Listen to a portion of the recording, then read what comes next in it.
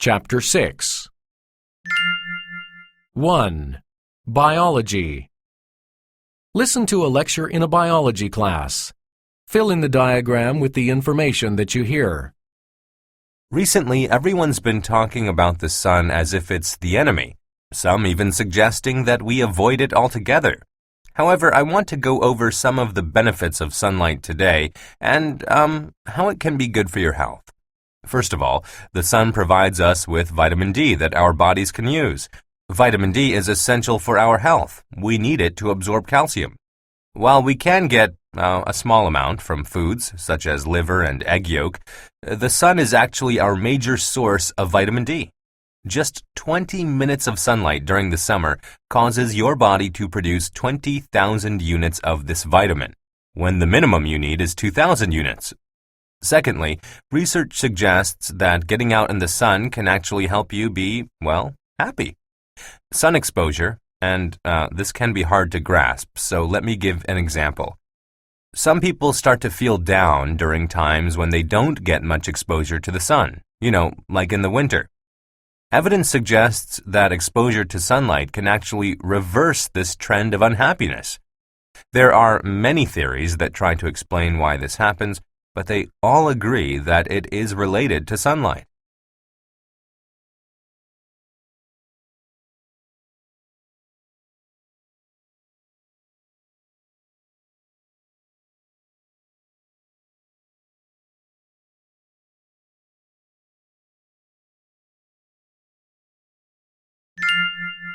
Two. History. Listen to a lecture in a history class. Fill in the diagram with the information that you hear. A symbol, as you all know, is a thing that stands for, represents something else. A tiger, for instance, may symbolize power. An interesting thing is that the meaning of a symbol might change over time. For example, the Bastille was a prison in Paris, and yet somehow it has come to symbolize freedom. Let's talk about how that happened. First, let's focus on the original, what the Bastille used to stand for. The Bastille was a prison. This is during the rule of King Louis XVI. We're talking about the late 1700s. At that time, it was for those who acted or wrote or spoke rebelliously against the French government. It represented a place of political oppression, and the absolute monarchy that controlled France. Anyone who said anything that the government thought was rebellious was put in the Bastille. But this all changed when the people of Paris got fed up with the government and decided to free the prisoners. In what's referred to as the storming of the Bastille, an angry crowd attacked the prison and released everyone in it. This event actually triggered the French Revolution, which brought great change to France. The people were finally free of the absolute monarchy. So as you can see, the Bastille actually became a step toward France's freedom, and I think you can understand why it's now a symbol of freedom too.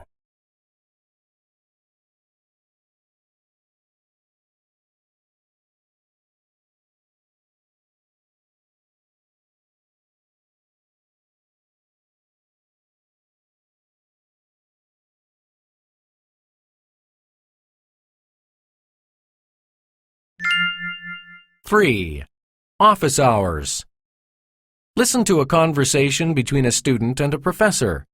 Fill in the diagram with the information that you hear. Hi, Professor Peters. I was hoping you had a moment to talk about the upcoming test. I didn't do very well on the last one. Sure, Paul. Would you like to talk about how you can prepare for the next one? I guess I'm notorious for being extremely tough. Yeah, well, it is organic chemistry after all. True. It's a very difficult subject. I know, but it's really frustrating. Well, you know what? Since the department acknowledges that my class is hard, they've required that I post all of my older tests online. Oh, right. I had almost forgotten about that. Well, you'd be surprised at what a great study aid those tests are. They'll help give you an idea of what to expect. Just go to the course website. Okay, I will. And also, the department has created online tutorials for this course. I'm sure I've mentioned that in class. Again, I've been so caught up in trying to read the textbook that I'd forgotten about the supplementary materials. I'll definitely check them out. Yes, read the text. Certainly do that. But these extra things will help reinforce what you're learning.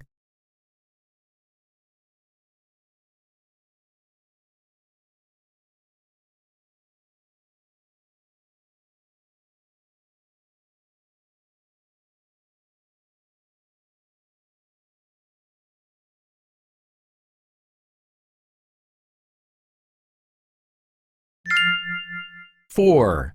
Service encounter.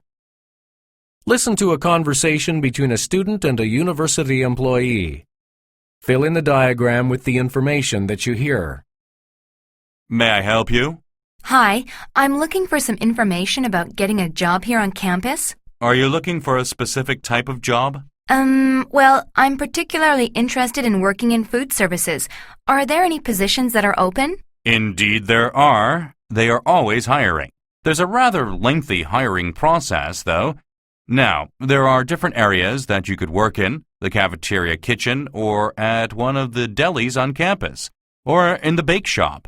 And there's also catering, which is affiliated with the university. You'll have to decide which one of those you want.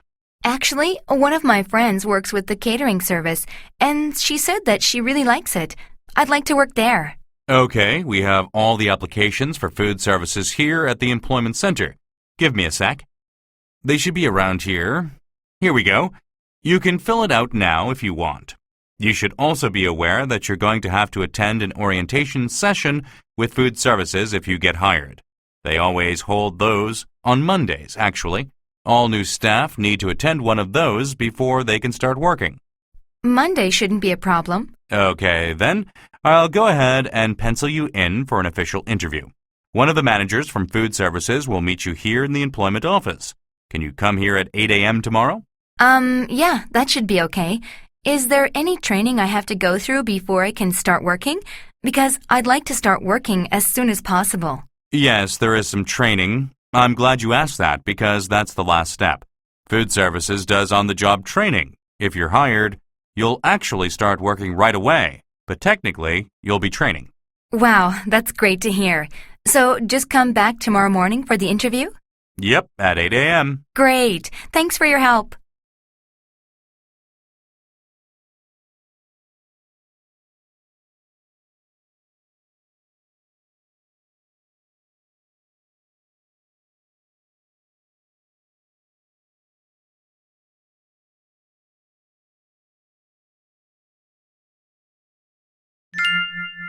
Five.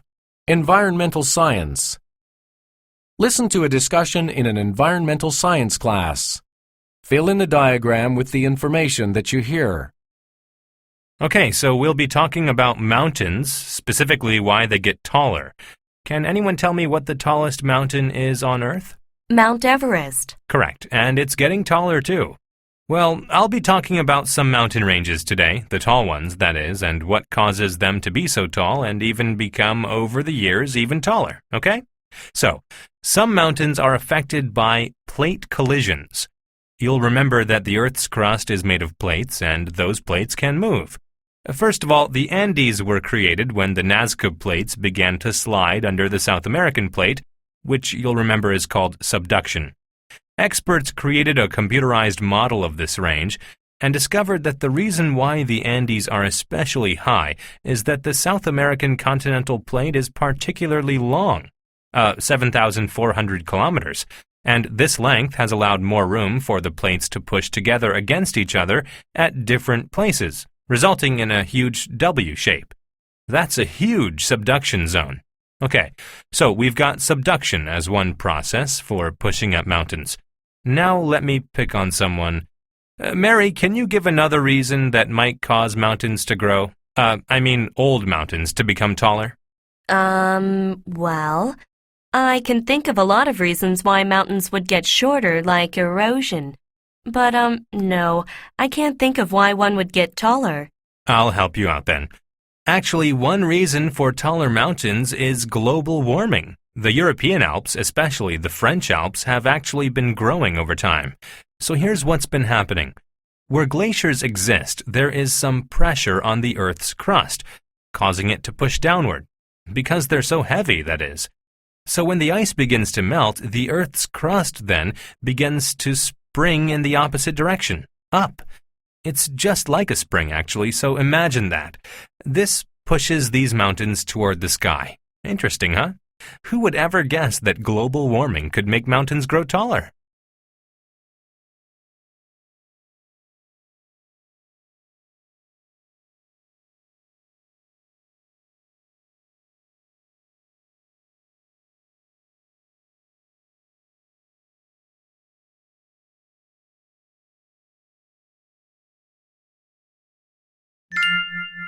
6. History. Listen to a lecture in a history class.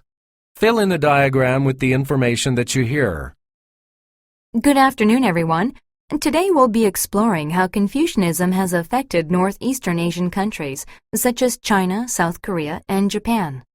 Confucianism is an early collection of ethics and social and philosophical ideas that are based upon the teachings of the ancient Chinese philosopher Confucius.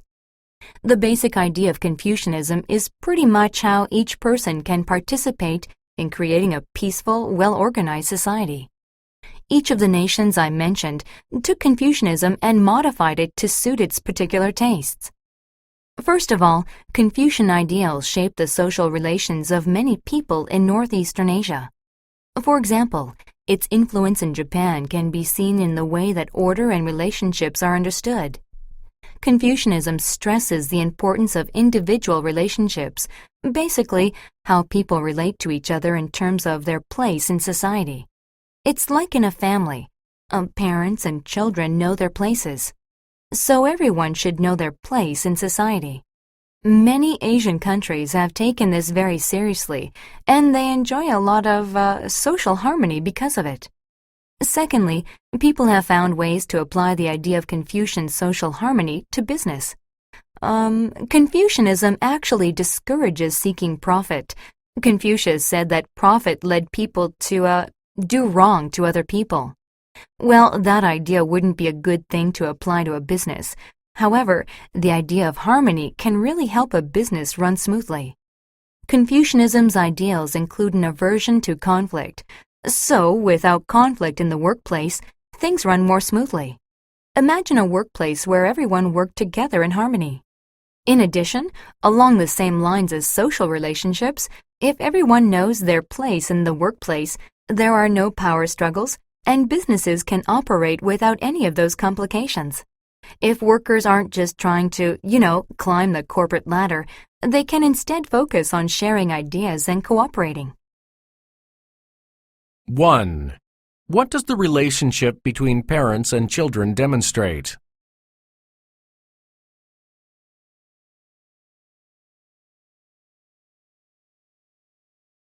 2. What does the professor demonstrate by discussing profit in business?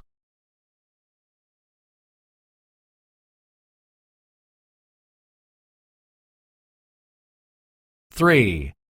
What does the professor demonstrate by discussing power struggles?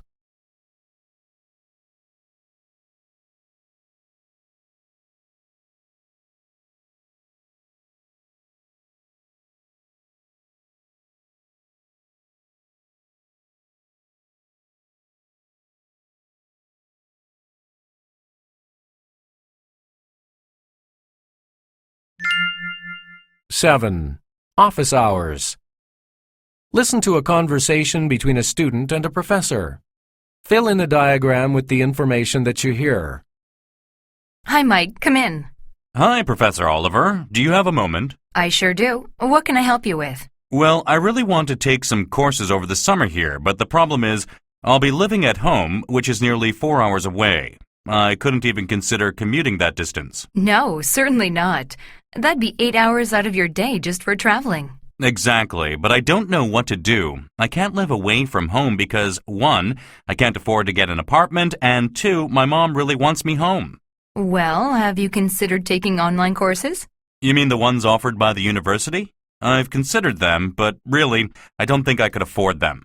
No. Actually, they're less expensive than conventional courses you would take here. Really? I had always thought that they were pricey. No, actually, in my experience, they don't cost a lot, and they're well worth it. I actually received some of my continuing education credits while taking online courses, so I have an idea of what to expect. They're not particularly expensive at all, especially compared to what you'd have to pay for another semester of college.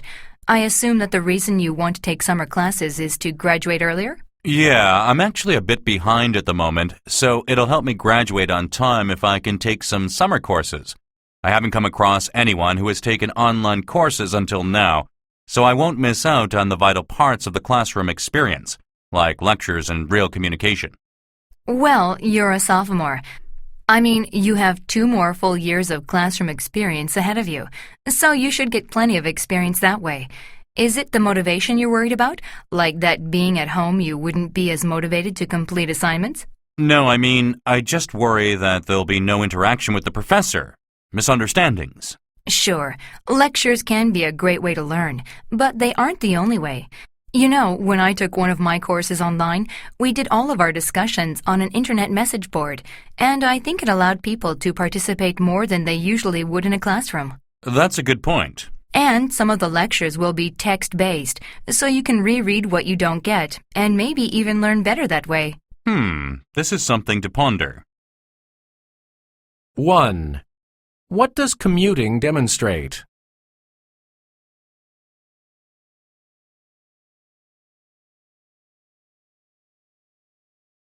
2. What does the professor demonstrate by discussing her own experience with online courses?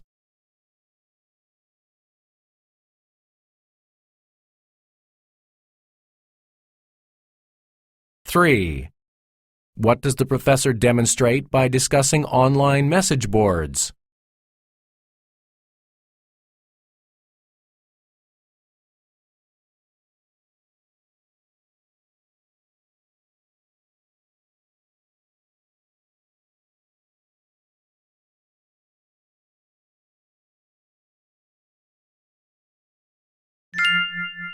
8. Service encounter. Listen to a conversation between a student and a university employee. Fill in a diagram with the information that you hear. Hi, can I help you? Yes, please. I'm here to ask about the student activity fee. Sure. Any specific questions? Yeah, first of all, what exactly am I paying per semester? Well, it all depends on your enrollment status. How many credits are you signed up for? 15. I'm a full-time student. Okay, meaning you're paying the full-time fee. Let's see. Well, looking at this chart, you are paying $560 per semester. Whoa, that's steep. Do I really have to pay that? I mean, there's no way to waive that fee? I'm sorry, but it's a mandatory fee for all undergraduate and graduate students. It just seems like an awful lot. Well, my second question is, what exactly is it for? If it's going to be so much, I might as well find out if I can get any benefits from it. Certainly. The student activity fee is mainly used to fund 2 major things: campus events and campus services. Campus events? Like what? I haven't been to any this year, not that I'm aware of. Do you remember Spring Weekend? There were tons of concerts, some big-name bands that came here to perform, and lots of events like comedy shows that ran pretty much all weekend. Oh, yeah. When was that? In March? Okay, but that's once a year. Well, that's one of our bigger events during the school year, but we always have other smaller events going on all the time. For example, we have free barbecues every month. Have you been to one? No. Really? But they're always being advertised. Anyway, there were also movie viewings every Thursday night, and special guest lecturers from time to time. If you keep your eyes and ears open, you'll find that there's always something that's being arranged by the student government and by various student organizations. They work really hard to keep up a lively atmosphere on campus. Didn't you also mention services? Yes, we have a wide array of available services such as healthcare, student-produced publications like the weekly newspaper, and free on-campus transportation. There are also computer centers located all around campus, special library facilities, and most recently the Night Walk program. What's that? Well, we have groups of people that escort students around campus after dark. I didn't know that. Yes, you see, though the student activity fee may seem like a lot, if you consider all that it includes, it's really not at all.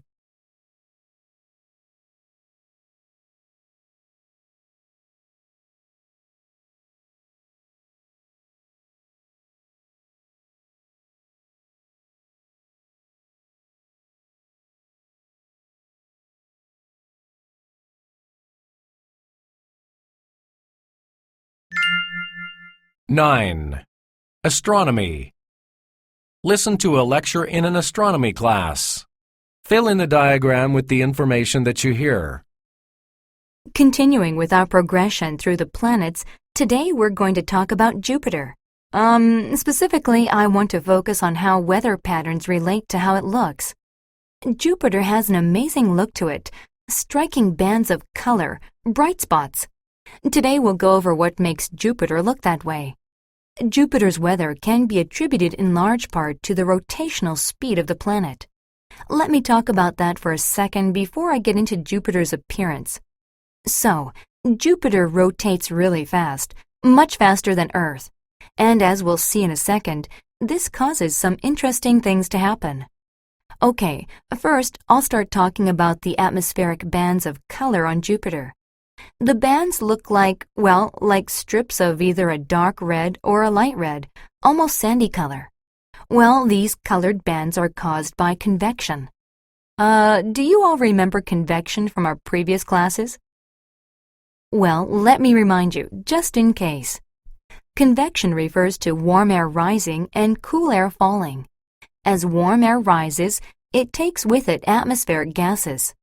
On Jupiter, the rising air makes lighter bands, and the cooler air sinks and creates darker colors. Does everyone follow so far? And here's where the rotational speed comes in. Because the planet is rotating so fast, these bands wrap all the way around the planet. Let's compare that now with what's going on in the Great Red Spot. Now, first think of hurricanes as they occur on Earth. They travel over water, build strength, and then dissipate once they reach land. Okay, with that said, the Great Red Spot is a hurricane, though researchers estimate that it has been going on for the past 300 years. It's also very big. Actually, it's about the size of Earth, if not bigger. Now, this sounds very different from Earth's hurricanes, right? Well, there are a couple of reasons for this. First, Jupiter's rotational speed comes into play again. Scientists believe that the rotational speed helps to sustain the storm, though they aren't exactly sure how yet. In addition, there are no continents, land masses on Jupiter like we have here on Earth. Hurricanes lose their strength on Earth when they hit land, right? Well, there's no land on Jupiter to do that, so it just keeps going and going and going and...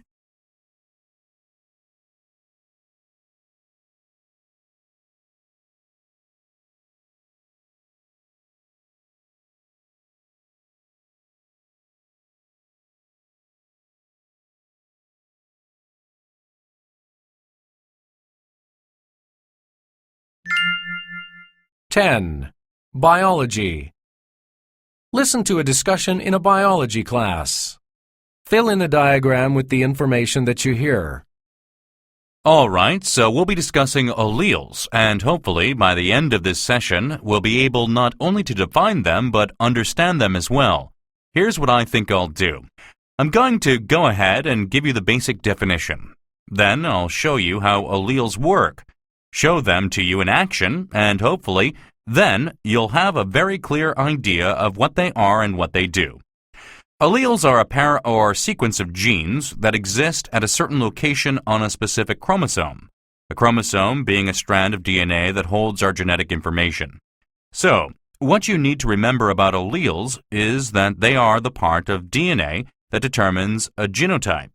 Genotype referring to characteristics, genetic characteristics of an individual. Okay, that was a lot of information.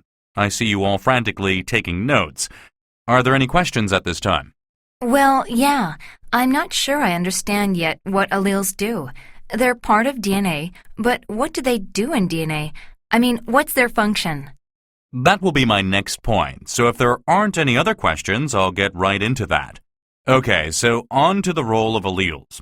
In essence, alleles determine what traits people inherit as part of their genetic makeup, inherit from the individual's parents. I've always wondered how that happens. I mean, I look almost exactly like my mom, but not my dad. Does that have something to do with dominant genes, or I guess alleles? You're exactly right. To talk about the role of alleles, we need to talk about the types. So put types in your notes. There are actually 4, but we will go over 2 of them now and 2 of them tomorrow. The first 2 are dominant and recessive. Luckily, these are the 2 that are the easiest to understand. Because they're opposites, right? Dominant means they dominate, and recessive means... Well, yes, but let's put it in clearer terms than that. Traits need at least two alleles. A dominant allele will cause the trait to materialize if just one allele of that trait is present. So, let's use the brown eyes trait and say it is a dominant trait. If a child receives one brown eye allele and one blue eye allele, what color will the child's eyes be? Brown. Right. And a recessive allele means that two of that same allele are required to make that trait occur.